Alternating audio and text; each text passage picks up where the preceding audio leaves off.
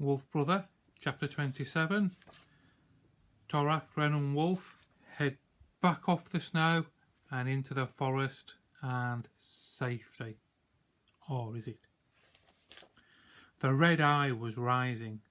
Torak had only a few days to find the mountain. Even if he found it, what then? What did he actually have to do with the Nanook?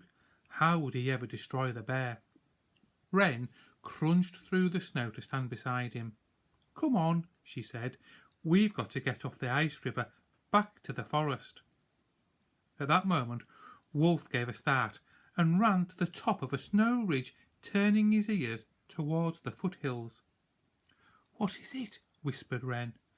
"What's he heard?" Then Torak heard it too. Voices far away in the mountains, weaving together in the wild, ever-changing song of the wolf pack. Wolf flung back his head, pointed his muzzle to the sky, and howled, "I'm here! I'm here!" Torak was astonished. Why was he howling to a strange pack? Lone wolves don't do that. They try to avoid strange wolves. With a whine, he asked Wolf to come to him, but Wolf stayed where he was, eyes slitted, black lips curled over his teeth as he poured out his song. Torak noticed that he was looking much less puppyish. His legs were longer, and he was growing a mantle of thick black fur around his shoulders. Even his howl was losing its cub-like wobble. "What's he telling them?" asked Renn. Torak swallowed. "He's telling them where he is." "And what are they saying?" Torak listened, never taking his eyes off Wolf. "They're talking to two of their pack, scouts who've gone down onto the fells to seek reindeer. It sounds..." He paused. "Yes, they found a small herd. The scouts are telling the others where it is, and that they should howl with their muzzles in the snow." "Why? What for?" "It's a trick wolves do sometimes, so the reindeer think they're further away than they really are." Renn looked uneasy. "You can tell all that?" He shrugged. She dug at the snow with her heel. "I don't like it when you talk, Wolf. It feels strange." "I don't like it when Wolf talks to other wolves," said Torak. "That feels strange too." Renn asked him what he meant, but he didn't reply. It was too painful to put into words. He was beginning to realise that although he knew wolf talk, he was not, and never would be, truly wolf. In some ways, he would always be apart from the cub. Wolf stopped howling and trotted down from the ridge. Torak knelt and put his arms around him. He felt the fine, light bones beneath the dense winter fur, the fierce beat of a loyal heart. As he bent to take in the cub's sweet grass scent, Wolf licked his cheek, then gently pressed his forehead against Torak's own. Torak shut his eyes tight. "Never leave me," he wanted to tell Wolf, but he didn't know how to say it.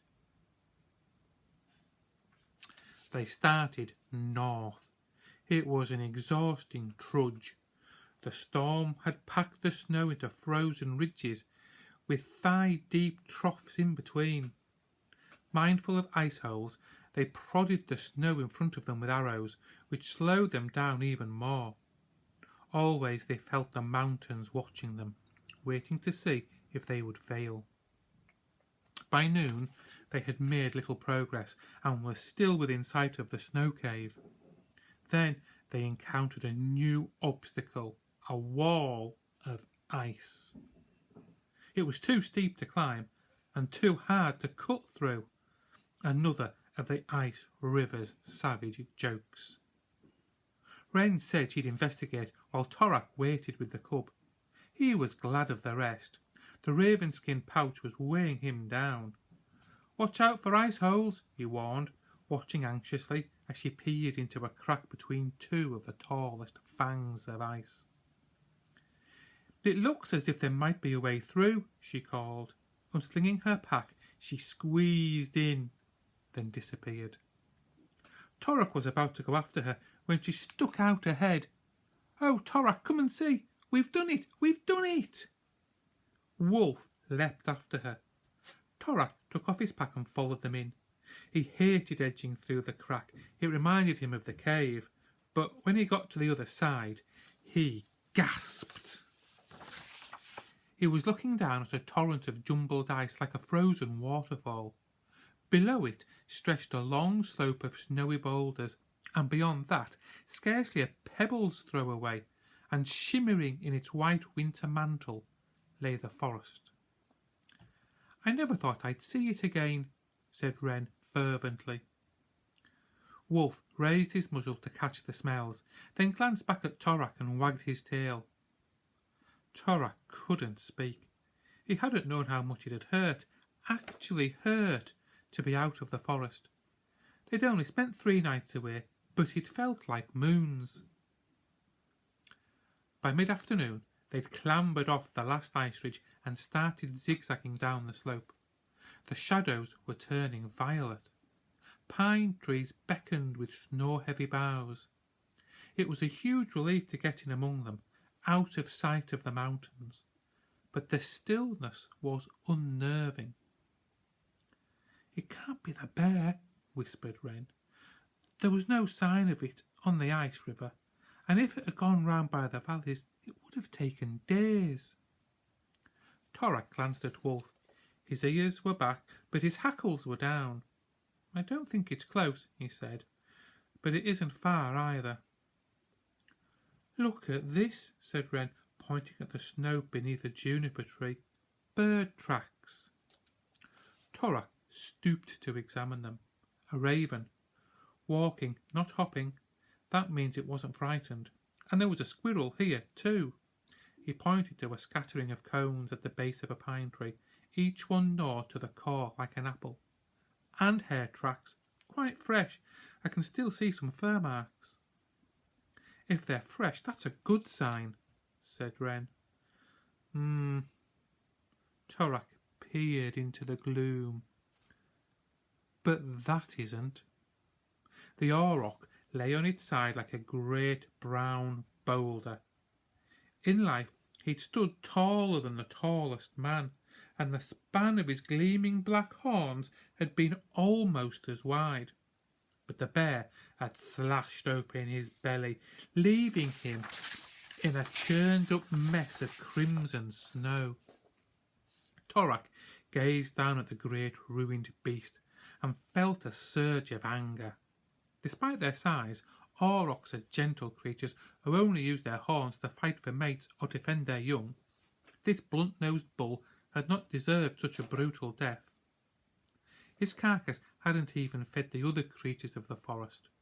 No foxes or pine martens had gone near it. No ravens had feasted here. Nothing would touch the prey of the bear. "Huff," said Wolf, running about in circles with his hackles up. "Stay back," warned Torak. The light was fading, but he could still make out the bear tracks, and he didn't want Wolf touching them. "It doesn't look like a fresh kill," said Renn. "That's something, isn't it?" Torak studied the carcass, careful to avoid touching the tracks. He prodded it with a stick, then nodded. "Frozen solid, a day or so at least." Behind him, Wolf growled. Torak wondered why he was so agitated when the kill wasn't fresh. "Somehow," said Renn, "I thought we'd be safer now that we're back in the forest. I thought—" But Torak never found out what she thought. Suddenly, the snow beneath the trees erupted, and several tall, white-clad figures surrounded them. Too late, Torak realised that Wolf had not been growling at the auroch, but at these silent assailants. "Look behind you, Torak," he'd forgotten. Again. Drawing his knife in one hand and his axe in the other, he edged towards Renn, who had already knocked an arrow to her bow. Wolf sped into the shadows. Back to back, Torak and Renn faced a bristling circle of arrows. The tallest of the white-clad figures stepped forward and threw back his hood. In the dusk, his dark red hair looked almost black. "Got you at last," said Horde. Bum, bum, bum.